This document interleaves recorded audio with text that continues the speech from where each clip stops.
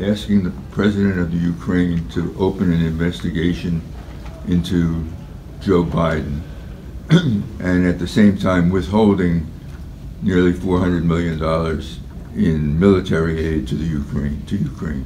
Well, listen, I think that the president has to speak and has spoken directly to why he said the things he said. And I think that when I read the transcript, that sounded just like President Trump to me, and the way he would speak to anybody, whether it was the president of Ukraine or the president of France or the leader of any other country, or quite frankly, someone that he dealt with in business. I think the bigger issue, Michael, to think about and that we need to get answers about are the things that are in the whistleblower complaint regarding how they dealt with that transcript afterwards and who was involved and all the rest of that. Now, right now, that's... You think there was a cover-up? I don't know, and I think that that we have to take a look at exactly what went on there. It's second and third-hand information, as admitted to by the whistleblower themselves in the complaint. But when I heard these revelations over the last 48 hours, I was much more focused on the whistleblower complaint than I was on the transcript. The transcript sounded like Donald Trump to me.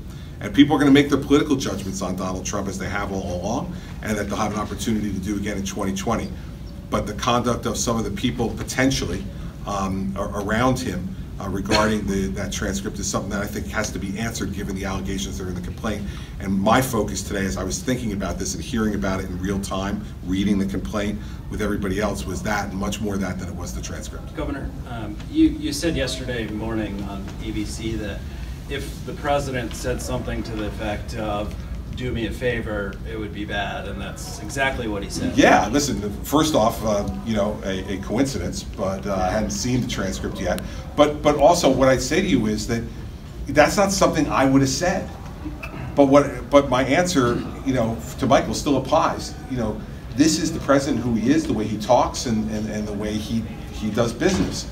And this is no mystery to anybody who's known him even just as a public servant over the last 3 years, let alone me knowing him for 18 years. And so, yeah, I wouldn't have said something like that, but that's the way he talks, that's the way he does business, and I don't think that's a mystery to the American people, and they'll make their judgment based on this. So one thing I would say is that, the Democrats lose credibility when they announce an impeachment inquiry before they read the transcript.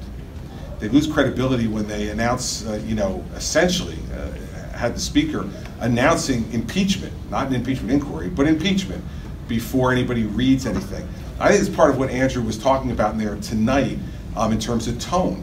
The president's guilty of that at times, and I've talked about those things when I think he has been, and the Democrats are guilty of that too now.